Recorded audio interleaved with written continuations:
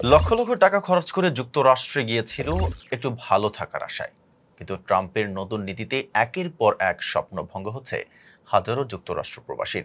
যুক্তরাষ্ট্র থেকে আরও ৩৯ জন বাংলাদেশিকে দেশে ফেরত পাঠানো হয়েছে। আজ শুক্রবার ২৮ নভেম্বর ভোর ৫:৩০টায় যুক্তরাষ্ট্রের একটি বিশেষ সামরিক ফ্লাইটে তারা হজরত শাহজালাল আন্তর্জাতিক বিমানবন্দরে পৌঁছান। বিমানবন্দর কর্তৃপক্ষের সমন্বয়ে ব্র্যাক তাদের পরিবহন সহ জরুরি সব সেবা প্রদান করে।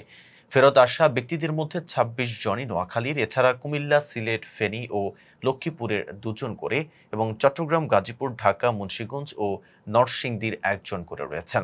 চলতি বছর এর আগে ১৮৭ বাংলাদেশকে ফেরত পাঠায় মার্কিন প্রশাসন। ব্র্যাকের মাইগ্রেশন প্রোগ্রামের বরাতে জানা গেছে, ফেরত আসা ৩৯ জনের মধ্যে অন্তত ৩৪ জন বিএমইটির ছাড়পত্র নিয়ে বৈধভাবে ব্রাজিল গিয়েছিলেন। সেখান থেকে মেক্সিকো হয়ে অবৈধভাবে যুক্তরাষ্ট্রে প্রবেশ করেন তারা। বাকিদের মধ্যে ২ জন সরাসরি যুক্তরাষ্ট্রে যান এবং ৩ জন দক্ষিণ আফ্রিকা হয়ে যুক্তরাষ্ট্রে প্রবেশ করেন। যুক্তরাষ্ট্রে বসবাসের আবেদন করলে আইনি প্রক্রিয়া শেষে তাদের দেশে ফেরত পাঠানোর সিদ্ধান্ত নেয় মার্কিন কর্তৃপক্ষ।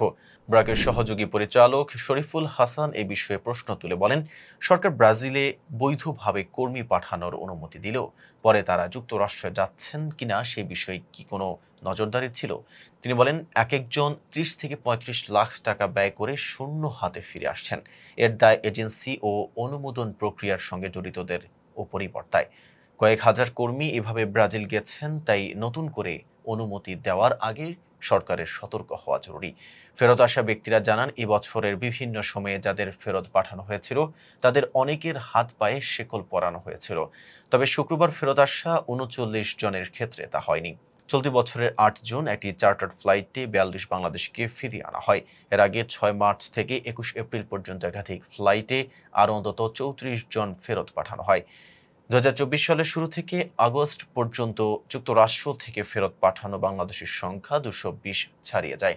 মার্কিন অভিবাসন আইনে বলা হয়, বৈধ কাগজপত্র ছাড়া অবস্থানকারীদের আদালতের রায় বা প্রশাসনিক আদেশে দেশে ফেরত পাঠানো হবে। আশ্রয়ের আবেদন ব্যর্থ হলে অভিবাসন কর্তৃপক্ষ আইসিই তাদের প্রত্যাবাসনের ব্যবস্থা করে। এতক্ষণ সাথে ছিলাম মেহেদী হাসান। ফেজদা বিপলের সাথে থাকার জন্য ধন্যবাদ।